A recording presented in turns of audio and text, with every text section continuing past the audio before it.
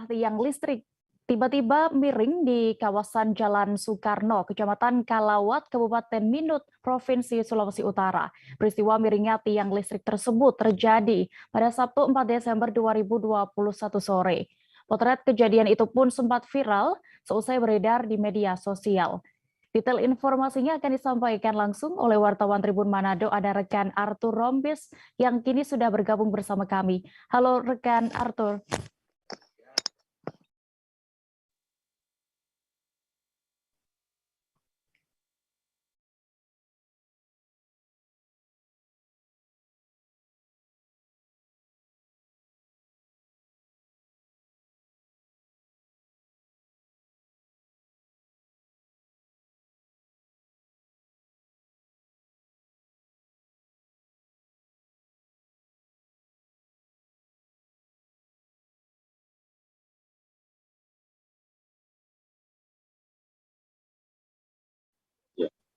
Baik, Tribuners, saat ini kami sudah tersambung dengan jurnalis Tribun Manado, ada rekan Arthur Rombis yang akan menyampaikan informasi lengkapnya. Halo rekan Arthur.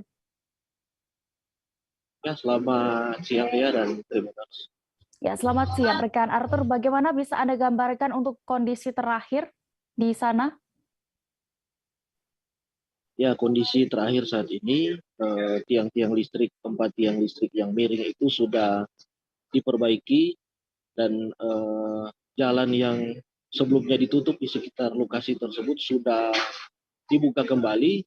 Jadi untuk peristiwanya itu terjadi pada hari Sabtu sore sekitar pukul 17.00 WITA di Kecamatan Kalawat, Kabupaten Minahasa Utara, Provinsi Sulawesi Utara. Jadi 4 tiang miring ini terjadi di saat miringnya 4 tiang ini terjadi di saat lalu lintas di sekitar lokasi tersebut sangat padat. Jadi ini memicu shock dan memicu ketakutan dari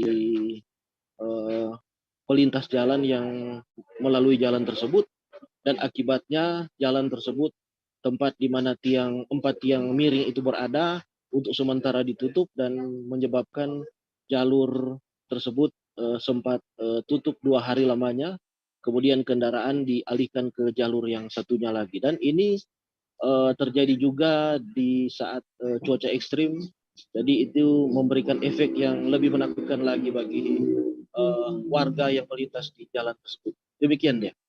Ya, lalu rekan Arthur, apakah saat ini sudah ada informasi terkait apa sebenarnya penyebab dari kejadian tersebut? Tiang-tiang listrik ini bisa tiba-tiba miring. Ya, ini ada keterangan dari pihak PLN. Tiang listrik miring itu disebabkan oleh pembangunan selokan air.